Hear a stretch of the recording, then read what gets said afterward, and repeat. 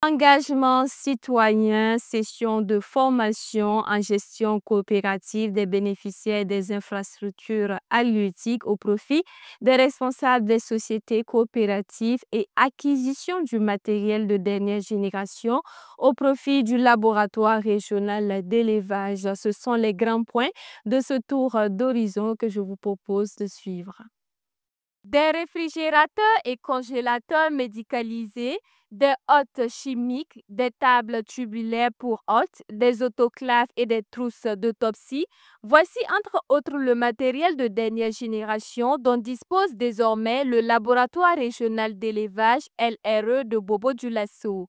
Estimé à plus de 130 millions de francs CFA, ce matériel vient à point nommé pour renforcer la capacité du laboratoire, selon Jacques Radbamba Konkobo, directeur du laboratoire régional de Bobo. Cette dotation entre dans le cadre de la mise en œuvre des activités du projet de résilience et de compétitivité de l'élevage Précel, notamment sous sa sous-composante 1.3 qui est de soutenir le renforcement des services de santé animale au Burkina Faso. Toujours dans le cadre de ces missions, la Direction générale des ressources halieutiques, avec l'appui financier du Précel, a organisé du 29 au 30 septembre 2025 à Ouagadougou une session de formation en gestion coopérative des bénéficiaires des infrastructures halieutiques au profit des responsables des sociétés coopératives. Bakary Traoré, président de la SCOUP Djougouya Magny de Saint-Fra, province de Kénédougou, a remercié le projet Précel et les premiers responsables pour l'initiative.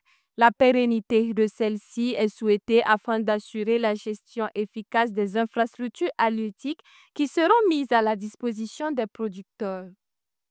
Et puis, engagement citoyen. Après leur réinstallation, les habitants de Ouangolodougou, Burkina, se sont mobilisés ce lundi 29 septembre 2025 pour réhabiliter la route reliant leur village au chef-lieu de la commune Niangologo, en passant par Temperba et Niendéré. Cette réhabilitation témoigne de l'engagement et de la responsabilité des ressortissants d'accroître la fréquence de leurs échanges et d'ouvrir davantage la zone aux acheteurs venus de Banfora, de Bobo-Dioulasso.